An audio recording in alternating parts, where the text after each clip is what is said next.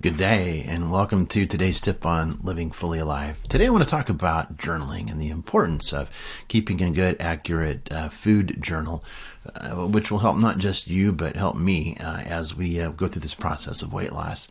You know, there was a study done not long ago that involved 1,700 people. They found that the people who journaled every day lost twice as much weight as the people who didn't journal at all.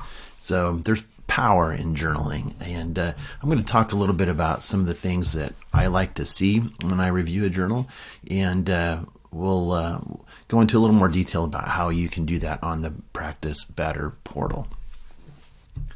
So now with the advent of technology, it's even easier to enter that information into a system where it could be reviewed and analyzed. The Practice Better portal has an app that you can put on your phone or your mobile device and actually be able to take a picture of a barcode, and then it will upload all of the information about that food product, like calories, carbs, proteins, fats.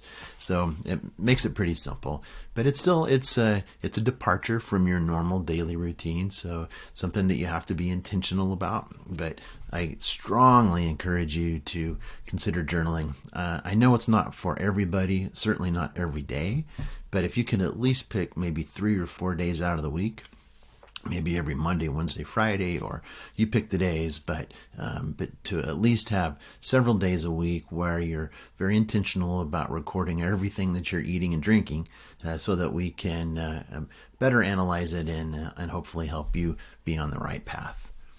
So what we would like you to journal is not just what you're eating, but how much you're eating. So if you could help quantify how much of a serving you've had, and then also, when are you eating it? What time of the day? Is it normal mealtime, breakfast, lunch, supper? Are you having mid-afternoon snacks? Is it something later in the evening or even in the middle of the night?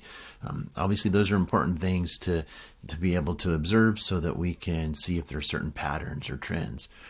But taking it a step further, we can even log our mood while we are going through the day as it pertains to meals. So how did we feel right before that meal? Were we famished? Were we really hungry? Or did we eat?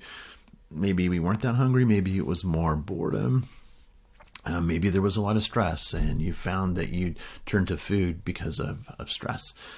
Another thing to think about is, where are you eating? Are you eating in the kitchen? Are you eating in front of the TV? Are you eating when you're working on the computer? Again, some things that will help us see a pattern where we can get a better understanding of your unique behavior when it comes to eating. So some tips in helping you with your food journaling. First, I think it's best if you could just document it right away. It's so easy to think, okay, I'm going to eat this now and I'll write it down later.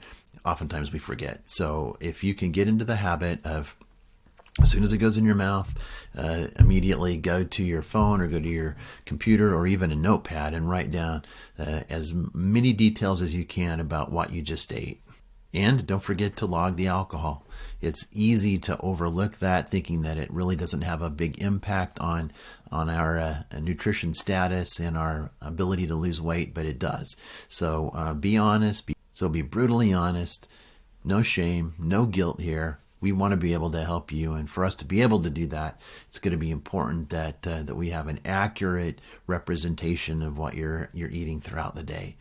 So in this module, I have a link to a video that I'd like for you to watch. It's about 7 minutes long, put together by the Practice Better folks, that will give you a much more detailed, in-depth tutorial on how to journal within the Practice Better portal. So you go check that out, and I'll plan on seeing you again tomorrow.